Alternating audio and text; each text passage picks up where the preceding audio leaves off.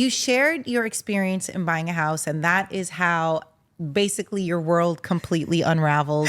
And then you rebuilt it all back together and figured things out. Okay, so what are your thoughts on renting, versus owning, right? Ooh. Because there's so many different discussions behind it. There are some people who feel like, hey, when you're renting, you're throwing your money away versus owning and paying your mortgage. What are your thoughts on that? This is so controversial. So I am one of the homeowners that doesn't feel it's always necessary to own a home to build wealth. It's helpful. It is helpful. And that's like, I always say these conversations require nuance. It's helpful to have a home that can help you build wealth. It is not necessary. It is not the only path. It's not the only way, right? And when people say that, well, when you're renting, you're throwing away money, that comment feels so strange because you are paying for housing. How is housing ever a waste of money, right? And so people are, well, rent is going up and all these things. Baby, let me tell you about housing costs. First of all, taxes. Right. Taxes on a house, they go up too, right? That it's not just like, oh, you just have your mortgage and you're good. I always tell people like your mortgage is the minimum you will ever pay every month. Right. When you rent, that is the maximum you will ever pay every month. So that is something to absolutely think about. You also need to have a decent amount of discretionary income when you're a homeowner that you may not need to have as a renter. So for people to say, well, you need to be a homeowner, you're never going to build wealth. I don't have an extra $1,000 if these pipes break. Like right now, my toilet, everything's clogged in my house right now. I have to like go find a plumber. If I did not have a sinking fund for my home, I would have to take on debt. I have to get it fixed, right? So when I'm a homeowner, if I don't have this discretionary income, I cannot fix things, and it's all on me. Whereas if I'm renting, my landlord, as long as it's not a slumlord, my landlord is going to come in and fix this, and it's not my, not my responsibility. I do think that a lot of times people say, well, if I buy a home, I'm going to immediately make profit because we talk about equity.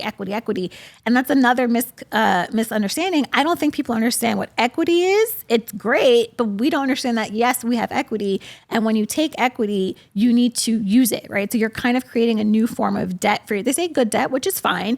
You're creating a new form of debt for yourself. That may not be the financial position that everyone can be in. Mm-hmm. Right. So it's like, yes, I would love to buy 17 properties and make all this money, but it's not as easy as we think. So I always say one of the great, most important paths to wealth is to be investing in the market. Once you get that done, once you have your emergency savings fund, once you have a decent amount of discretionary income, we can then start talking about, I'm going to become a homeowner and that's going to be a part of my portfolio and part of my net worth. But I think there are so many steps missing and that people try to shame people for renting and not being able to buy a house. The housing market is chaos right now. Oh, yeah. It is chaos. And it's a really big thing on timing. Timing is an advantage. It is a privilege for many people. I bought my home in 2019. I have a 3% interest rate. Ooh. Hold on to it. Right? Exactly. The taxes are getting crazy. But I talk about it now, 5 years later, I could not buy my house now. Absolutely. I could not live in the neighborhood at all. I would be priced out. Mm-hmm. So it's all about timing. So for people to say, why are you renting? Why aren't you buying? Rent is so expensive. Have we seen the prices of homes? Right. At 7% interest, at 6% interest, that feels chaotic. It is. It's insanity. Yeah. And my homeowner's insurance went up $400. So let's include all the parts of home ownership and not just like, it's a pretty mortgage. It's a lot of other things too. So I really feel like you need to do what's best for yourself in the situation.